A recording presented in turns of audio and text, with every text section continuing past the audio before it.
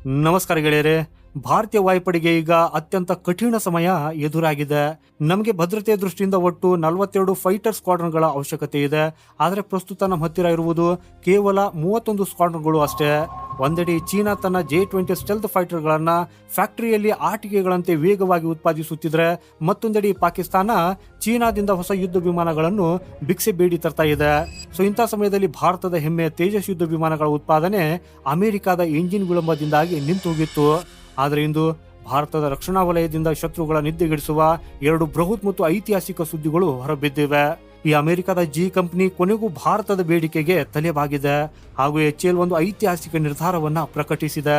ಇದರ ಜೊತೆಗೆ ಶತ್ರುಗಳ ಕ್ಷಿಪಣಿಗಳನ್ನ ಆಕಾಶದಲ್ಲಿ ಹೊಡೆದುಳಿಸುವುದಕ್ಕಾಗಿ ಭಾರತದ ಸ್ವಂತ S-400 ಅಂದ್ರೆ ಪ್ರಾಜೆಕ್ಟ್ ಕುಶ ಅಂತಿಮ ಹಂತಕ್ಕೆ ತಲುಪಿದೆ. ಹಾಗಾದ್ರೆ ಏನಿದು ಹೊಸ ಬೆಳವಣಿಗೆ? ಇದರಿಂದ ಭಾರತದ ಸೇನಾ ಶಕ್ತಿ ಹೇಗೆ ದುಪ್ಪಟ್ಟಾಗಲಿದೆ? ಸೊ ಬನ್ನಿ ಗೆಳೆಯರು, ಇವತ್ತಿನ ವಿಡಿಯೋದಲ್ಲಿ ಎಲ್ಲದರ ಬಗ್ಗೆ ಡಿಟೇಲ್ ಆಗಿ ತಿಳಿದುಕೊಳ್ಳೋಣ. ಅದಕ್ಕಾಗಿ ಇಂಟ್ರೆಸ್ಟಿಂಗ್ ವಿಡಿಯೋವನ್ನ ಕೊನೆವರೆಗೂ ನೋಡಿ ಹಾಗೂ ಲೈಕ್ ಮಾಡುತ್ತಾ ಕಮೆಂಟ್ ಅಲ್ಲಿ ಜೈ ಹಿಂದ್ ಅಂತ ಬರೆಯುವುದನ್ನ ಮರೆಯದಿರಿ. ಸೊ ಗೆಳೆಯರೆ, ರಕ್ಷಣಾ ವಲಯದಲ್ಲಿ ಸ್ವಾವಲಂಬನೆ ಅಥವಾ ಆತ್ಮನಿರ್ಭರ ಭಾರತ ಕೇವಲ ಒಂದು ರಾಜಕೀಯ ಘೋಷಣೆ ಅಲ್ಲ, ಅದು ಇಂದಿನ ಜಾಗತಿಕ ಪರಿಸ್ಥಿತಿಯಲ್ಲಿ ನಮ್ಮ ಅಳಿವು ಉಳಿವಿನ ಪ್ರಶ್ನೆಯಾಗಿದೆ. ಜುಲೈ 2026 ರವಿವಾರ ಭಾರತೀಯ ರಕ್ಷಣಾ ಸಚಿವಾಲಯ, DRDO ಮತ್ತು HAL ಕಡೆಯಿಂದ ಬಂದಿರುವ ಅಧಿಕೃತ ಮಾಹಿತಿಗಳು ಇಡೀ ಪ್ರಪಂಚದ ರಕ್ಷಣಾ ತಜ್ಞರ ಗಮನ ಸೆಳೆದಿವೆ. ಹಾಗೂ ಇವತ್ತು ನಾವು ಮುಖ್ಯವಾಗಿ 2 ವಿಷಯಗಳ ಬಗ್ಗೆ ಆಳವಾಗಿ ಮಾತನಾಡಲಿದ್ದೇವೆ. ಮೊದಲನೆಯದು ಭಾರತದ light combat aircraft LCA Tejas mark 1 ಉತ್ಪಾದನೆಯಲ್ಲಿ HAL ಮಾಡಿರುವ ಬೃಹತ್ ಕ್ರಾಂತಿ. ಎರಡನೆಯದು ಭಾರತದ ಬಹುನಿರೀಕ್ಷಿತ long range air defence system project ಕುಶಾದಲ್ಲಿ ಆಗಿರುವ ಅದ್ಭುತ ಪ್ರಗತಿ. ಇವೆರಡು ಯೋಜನೆಗಳು ಭಾರತದ ವಾಯುಕಡಿಯನ್ನ ಅಭೇದ್ಯ ಕೋಟೆಯನ್ನಾಗಿ ಮಾಡಲಿವೆ. ಅದಕ್ಕಾಗಿ ವಿಡಿಯೋನ ಕೊನೆವರೆಗೂ ನೋಡಿ, ಯಾಕಂದ್ರೆ ನಾನು ನಿಮಗೆ ಕೊನೆಯಲ್ಲಿ ಭಾರತದ ರಕ್ಷಣಾ ರಫ್ತಿನ ಭವಿಷ್ಯದ ಬಗ್ಗೆ ಒಂದು ಅದ್ಭುತವಾದ ಮಾಹಿತಿಯನ್ನ ನೀಡಲಿದ್ದೇನೆ. ಸೊ ಈಗ ಮೊದಲಿಗೆ ತೇಜಸ್ ವಿಮಾನದ ಹಿನ್ನೆಲೆ ಮತ್ತು ವಾಯುಪಡೆಯ ಇಂದಿನ ಸ್ಥಿತಿಯನ್ನ ಸರಳವಾಗಿ ಅರ್ಥ ಮಾಡಿಕೊಳ್ಳೋಣ. ಗೆಳೆಯರೆ, ಭಾರತೀಯ ವಾಯುಪಡೆಯ ಬೆನ್ನೆಲುಬಾಗಿದ್ದ ಹಳೆಯ MiG-21, ಜಾಗ್ವಾರ್ ಮತ್ತು ಮಿರಾಜ್ 2000 ವಿಮಾನಗಳು ಈಗ ಹಳೆಯದಾಗ್ತಾ ಇವೆ ಹಾಗೂ ಇವುಗಳನ್ನ ಮುಂದಿನ ಕೆಲವು ವರ್ಷಗಳಲ್ಲಿ ಹಂತ ಹಂತವಾಗಿ ನಿವೃತ್ತಿ ಮಾಡಬೇಕಾಗಿದೆ. ಸೊ ಇವುಗಳ ಜಾಗವನ್ನು ತುಂಬಲು ಭಾರತ ಸರ್ಕಾರ ಹಿಂದೂಸ್ತಾನ್ ಏರೋನಾಟಿಕ್ಸ್ ಲಿಮಿಟೆಡ್ HALಗೆ ಬರೋಬ್ಬರಿ 180 ತೇಜಸ್ ಮಾರ್ಕ್ 1A ವಿಮಾನಗಳ ಆರ್ಡರ್ನ ಕೊಟ್ಟಿದೆ. ಸೊ ಇದರಲ್ಲಿ 83 ವಿಮಾನಗಳ ಮೊದಲ ಕಾಂಟ್ರಾಕ್ಟ್ ಮತ್ತು 97 ವಿಮಾನಗಳ ಎರಡನೇ ಕಾಂಟ್ರಾಕ್ಟ್ ಸೇರಿದೆ. ಗೆಳೆಯರೆ, ತೇಜಸ್ ಮಾರ್ಕ್ 1A ಒಂದು 4.5 ಜನರೇಷನ್ ಅತ್ಯಾಧುನಿಕ ಯುದ್ಧ ವಿಮಾನ. ಆದರೆ ಇಲ್ಲಿ ಒಂದು ದೊಡ್ಡ ಅಡಚಣೆ ಇತ್ತು.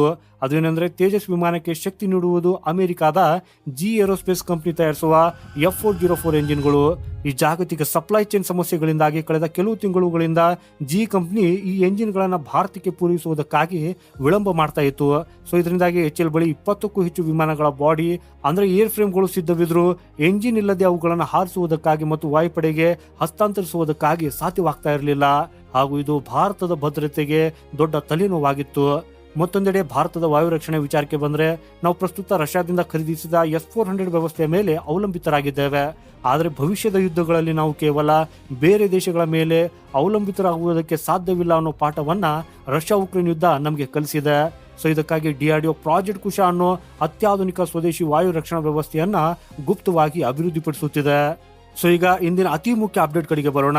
ಜುಲೈ 21, 2026ರಂದು HALನ ಚೇರ್ಮನ್ ಮತ್ತು ಮ್ಯಾನೇಜಿಂಗ್ ಡೈರೆಕ್ಟರ್ ರವಿಕುಮಾರ್ ಅವರು ಅಧಿಕೃತವಾಗಿ ಒಂದು ಬೃಹತ್ ಹೇಳಿಕೆಯನ್ನ ನೀಡಿದ್ದಾರೆ.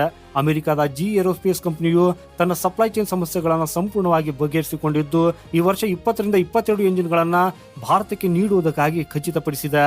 ಹಾಗೂ ಇದು ಕೇವಲ ಭರವಸೆಯಲ್ಲ, ಇತ್ತೀಚಿನ ವರದಿಗಳ ಪ್ರಕಾರ ಗುಣಮಟ್ಟದ ತಪಾಸಣೆ ಮುಗಿದು ಎಂಜಿನ್ಗಳು ಭಾರತಕ್ಕೆ ಬರಲು ಶುರುವಾಗಿವೆ. ಸೊ ಈಗ ಇದರ ಆಧಾರದ ಮೇಲೆ HAL ಒಂದು ಬೃಹತ್ ಗುರಿಯನ್ನು ಘೋಷಿಸಿದ್ದು, ಮಹಾರಾಷ್ಟ್ರದ ನಾಸಿಕ್ನಲ್ಲಿ ತೇಜಸ್ ವಿಮಾನದ 3ನೇ ಉತ್ಪಾದನಾ ಘಟಕವನ್ನ ಈಗ ಯಶಸ್ವಿಯಾಗಿ ಪ್ರಾರಂಭಿಸಲಾಗಿದೆ. ಅಂದ್ರೆ ನಮ್ಮ ಬೆಂಗಳೂರಿನ 2 ಘಟಕಗಳ ಜೊತೆಗೆ ನಾಸಿಕ್ ಘಟಕವು ಸೇರಿಕೊಂಡಿದೆ. ಹಾಗೂ ಈಗ HAL ಪ್ರತಿ ವರ್ಷ 24 ವಿಮಾನಗಳನ್ನು ಉತ್ಪಾದಿಸುವ ಸಾಮರ್ಥ್ಯವನ್ನು ಹೊಂದಿದ್ದು, ಕೇವಲ 1-2 ವರ್ಷಗಳಲ್ಲಿ ಅಂದರೆ 2027-28 ವೇಳೆಗೆ ಈ ಸಂಖ್ಯೆಯನ್ನ ವರ್ಷಕ್ಕೆ 30 ವಿಮಾನಗಳಿಗೆ ಏರಿಸುವುದಕ್ಕಾಗಿ ಸಕಲ ಸಿದ್ಧತೆ ನಡೆಸಿದೆ. ಗೆಳೆಯರೆ, ಇದರ ಅರ್ಥ ಭಾರತೀಯ ವಾಯುಪಡೆಗೆ ಪ್ರತಿ ವರ್ಷ ಸುಮಾರು 1.5 ಸ್ಕ್ವಾಡ್ರನ್ ಹೊಸ ಯುದ್ಧ ವಿಮಾನಗಳು ಸಿಗಲಿವೆ. ಪ್ರಸ್ತುತ HAL ಹತ್ತಿರ 20 ರಿಂದ 32 ವಿಮಾನಗಳ ಏರ್ ಫ್ರೇಮ್ಗಳು ರೆಡಿ ಇವೆ. ಎಂಜಿನ್ ಬಂದ ತಕ್ಷಣ ಅದನ್ನು ಫಿಟ್ ಮಾಡಿ ಟೆಸ್ಟ್ ಮಾಡಿ ವಾಯುಪಡೆಗೆ ನೀಡಲಾಗುವುದು. ಹಾಗೂ ತೇಜಸ್ ಮಾರ್ಕ್ 1A ವಿಮಾನದಲ್ಲಿ ಸ್ವದೇಶಿ AES ರೆಡಾರ್, ಅತ್ಯಾಧುನಿಕ ಎಲೆಕ್ಟ್ರಾನಿಕ್ ವಾರ್ಫೇರ್ ಸೂಟ್, ಗಾಳಿಯಲ್ಲಿ ಇಂಧನ ತುಂಬುವ ವ್ಯವಸ್ಥೆ ಅಂದ್ರೆ ಏರ್ ಟು ಏರ್ ರಿಫ್ಯೂಲಿಂಗ್ ಮತ್ತು ಅಸ್ತ್ರದಂತಹ beyond visual range BVR ಮಿಸೈಲ್ಗಳಿವೆ.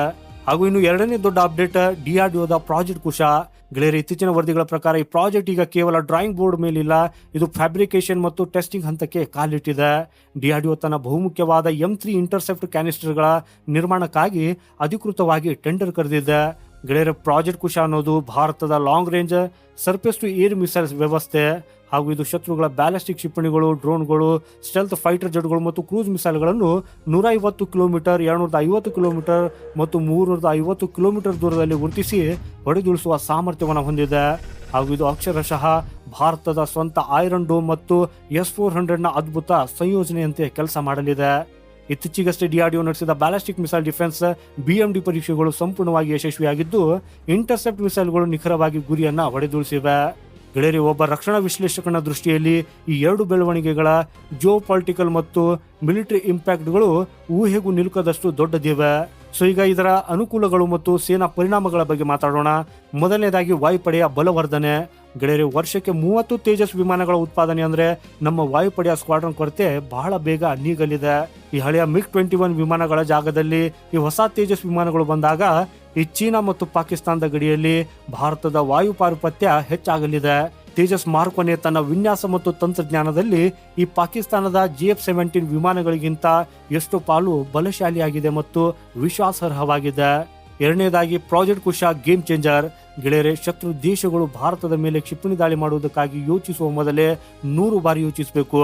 Project Kusha ವ್ಯವಸ್ಥೆಯು ಕೂಡ ಮಲ್ಟಿ ಲೇಯರ್ಡ್ ಡಿಫೆನ್ಸ್ ಒದಗಿಸುತ್ತದೆ. ಅಂದ್ರೆ ಶತ್ರುಗಳ ಕ್ಷಿಪಣಿ ಭಾರತದ ಗಡಿ ಪ್ರವೇಶಿಸುವ ಮೊದಲೇ ನಮ್ಮ ರೆಡಾರ್ಗಳು ಅದನ್ನು ಗುರುತಿಸಿ ಆಕಾಶದಲ್ಲಿ ಭಸ್ಮ ಮಾಡುತ್ತವೆ. ಹಾಗೂ ಈ ತಂತ್ರಜ್ಞಾನ ಹೊಂದಿರುವ ವಿಶ್ವದ ಬೆರಳೆಣಿಕೆಯ ದೇಶಗಳ ಸಾಲಿಗೆ ಭಾರತ ಸೇರ್ಪಡೆಯಾಗ್ತಾ ಇದೆ. ಸೊ ಈಗ ಆರ್ಥಿಕ ಪರಿಣಾಮ ಮತ್ತು ಭವಿಷ್ಯದ ಸಾಧ್ಯತೆಗಳ ಬಗ್ಗೆ ಮಾತಾಡೋಣ. ಗೆಳೆಯರೆ, ಯಾವಾಗ HAL ವರ್ಷಕ್ಕೆ 30 ವಿಮಾನಗಳನ್ನು ಉತ್ಪಾದಿಸುವ ಸಾಮರ್ಥ್ಯ ಪಡೆಯುತ್ತದೆಯೋ ಆಗ ನಮ್ಮ ವಾಯುಪಡೆಯ ಈ ಅಗತ್ಯಗಳನ್ನು ಪೂರೈಸಿದ ನಂತರ ನಾವು ಈ ವಿಮಾನಗಳನ್ನು ಬೇರೆ ದೇಶಗಳಿಗೆ ರಫ್ತು ಮಾಡಬಹುದು. ಈಗಾಗಲೇ ಫಿಲಿಪೀನ್ಸ್, ಈಜಿಪ್ಟ್ ಮತ್ತು ದಕ್ಷಿಣ ಅಮೆರಿಕಾದ ಅನೇಕ ದೇಶಗಳು ತೇಜಸ್ ವಿಮಾನದ ಮೇಲೆ ಕಣ್ಣಿಟ್ಟಿವೆ. ಸೊ ಇದರಿಂದ ಭಾರತಕ್ಕೆ ಕೋಟ್ಯಾಂತರ ಡಾಲರ್ಗಳ ವಿದೇಶಿ ವಿನಿಮಯ ಬರಲಿದೆ. ಹಾಗೂ ಇದು ಮೇಕ್ ಇನ್ ಇಂಡಿಯಾ ಯೋಜನೆಗೆ ಸಿಕ್ಕ ಅತಿ ದೊಡ್ಡ ಜಯ. ಹಾಗೆ GE ಎಂಜಿನ್ಗಳ ಪೂರೈಕೆ ಈಗ ಸರಿಯಾದ ಸಮಯದಲ್ಲಿ ಆಗ್ತಾ ಇರುವುದು ಅಮೆರಿಕ ಮತ್ತು ಭಾರತದ ನಡುವಿನ ಬಲವಾದ ಸ್ಟ್ರಾಟಜಿಕ್ ಪಾರ್ಟ್ನರ್ಶಿಪ್ ಅನ್ನ ತೋರಿಸುತ್ತದೆ. ಯಾಕಂದ್ರೆ ಗೆಳೆಯರೆ, ಈ ಇಂಡೋ ಪೆಸಿಫಿಕ್ ವಲಯದಲ್ಲಿ ಚೀನಾವನ್ನು ಎದುರಿಸುವುದಕ್ಕಾಗಿ ಅಮೆರಿಕಾಗೆ ಭಾರತದ ಅಗತ್ಯವಿದೆ. ಹಾಗಾಗಿ ಅವರು ಎಷ್ಟೇ ಸಪ್ಲೈ ಚೈನ್ ಸಮಸ್ಯೆಗಳಿದ್ರೂ ಭಾರತದ ರಕ್ಷಣಾ ಯೋಜನೆಗಳಿಗೆ ಮೊದಲ ಆದ್ಯತೆ ನೀಡುತ್ತಿದ್ದಾರೆ ಅನ್ನೋದು ಸ್ಪಷ್ಟವಾಗಿದೆ. ಹಾಗೂ ಇನ್ನು ಪ್ರಾಜೆಕ್ಟ್ ಕುಶ ಸಂಪೂರ್ಣವಾಗಿ ಯಶಸ್ವಿಯಾದರೆ ಭವಿಷ್ಯದಲ್ಲಿ ನಾವು ರಷ್ಯಾ ಅಥವಾ ಇಸ್ರೇಲ್ನಿಂದ ಕೋಟ್ಯಾಂತರ ಡಾಲರ್ ಕೊಟ್ಟು ಏರ್ ಡಿಫೆನ್ಸ್ ಸಿಸ್ಟಮ್ ಖರೀದಿಸುವ ಅಗತ್ಯವಿರುವುದಿಲ್ಲ. ಸೊ ಇದರಿಂದ ಸಾವಿರಾರು ಕೋಟಿ ರೂಪಾಯಿಗಳ ಉಳಿತಾಯ. ಗೆಳೆಯರೆ, ಒಟ್ಟಾರೆಯಾಗಿ ಹೇಳುವುದಾದರೆ 2026 ಈ ವರ್ಷ ಭಾರತದ ರಕ್ಷಣಾ ಇತಿಹಾಸದಲ್ಲಿ ಒಂದು ಸುವರ್ಣ ಘಟ್ಟವಾಗಿ ದಾಖಲಾಗ್ತಾ ಇದೆ. ಒಂದೆಡೆ HAL ತನ್ನ ಉತ್ಪಾದನಾ ವೇಗವನ್ನ ವಿಶ್ವದ ದಿಗ್ಗಜ ಏವಿಯೇಷನ್ ಕಂಪನಿಗಳಾದ ಬೋಯಿಂಗ್ ಮತ್ತು ಲಾಕ್ಹೀಡ್ ಮಾರ್ಟಿನ್ಗೆ ಸಮನಾಗಿ ಹೆಚ್ಚಿಸುತ್ತಿದೆ. ಮತ್ತೊಂದೆಡೆ DRDO ಜಾಗತಿಕ ಮಟ್ಟದ ವಾಯು ರಕ್ಷಣಾ ವ್ಯವಸ್ಥೆಯನ್ನು ಸಂಪೂರ್ಣವಾಗಿ ಸ್ವದೇಶಿ ತಂತ್ರಜ್ಞಾನದಲ್ಲಿ ನಿರ್ಮಿಸುತ್ತಿದೆ. ಹಾಗೂ ಇವೆರಡು ಭಾರತೀಯ ಸೇನೆಯ ಆತ್ಮವಿಶ್ವಾಸವನ್ನ ಮುಗಿಲೆತ್ತರಕ್ಕೆ ಏರಿಸಲಿವೆ. ಭಾರತ ಈಗ ಕೇವಲ ಆಯುಧಗಳನ್ನ ಆಮದು ಮಾಡಿಕೊಳ್ಳುವ ದೇಶವಾಗಿ ಉಳಿದಿಲ್ಲ, ನಾವು ಡಿಸೈನ್, ಡೆವಲಪ್ ಮತ್ತು ಉತ್ಪಾದನೆಯಲ್ಲಿ ಜಾಗತಿಕ ಶಕ್ತಿಯಾಗಿ ಹೊರಹೊಮ್ಮುತ್ತಿದ್ದೇವೆ. ಈ ಶತ್ರುಗಳ ಎದೆ ನಡುಗಿಸುವ ದಿನಗಳು ಈಗ ಹತ್ತಿರವಾಗ್ತಾ ಇವೆ. ಸೊ ಗೆಳೆಯರೆ, HAL ಈ 30 ವಿಮಾನಗಳ ಉತ್ಪಾದನಾ ಗುರಿ ಮತ್ತು DRDOನ ಪ್ರಾಜೆಕ್ಟ್ ಕುಶ ಬಗ್ಗೆ ನಿಮ್ಮ ಅನಿಸಿಕೆ ಏನು? ಭಾರತ ಶೀಘ್ರದಲ್ಲೇ ರಕ್ಷಣಾ ಉಪಕರಣಗಳ ರಫ್ತಿನಲ್ಲಿ ಜಗತ್ತಿನ ಟಾಪ್ 5 ದೇಶಗಳಲ್ಲಿ ಒಂದಾಗಲಿದೆ. ದಯವಿಟ್ಟು ಕಮೆಂಟ್ ಮಾಡಿ ನಿಮ್ಮ ಅಮೂಲ್ಯವಾದ ಅಭಿಪ್ರಾಯವನ್ನು ತಿಳಿಸಿ. ಈ ವಿಡಿಯೋ ನಿಮಗೆ ಇಷ್ಟವಾದರೆ ಲೈಕ್ ಮಾಡಿ, ಶೇರ್ ಮಾಡಿ ಮತ್ತು ನಮ್ಮ ಚಾನೆಲ್ ಸಬ್ಸ್ಕ್ರೈಬ್ ಮಾಡೋದನ್ನ ಮರೆಯದಿರಿ. ಸಿಗೋಣ ಮುಂದಿನ ಮತ್ತೊಂದು ಇಂಟ್ರೆಸ್ಟಿಂಗ್ ಮಾಹಿತಿಯೊಂದಿಗೆ. ವಂದೇ ಮಾತರಂ. ಭಾರತ್ ಮಾತಾ ಕಿ ಜೈ.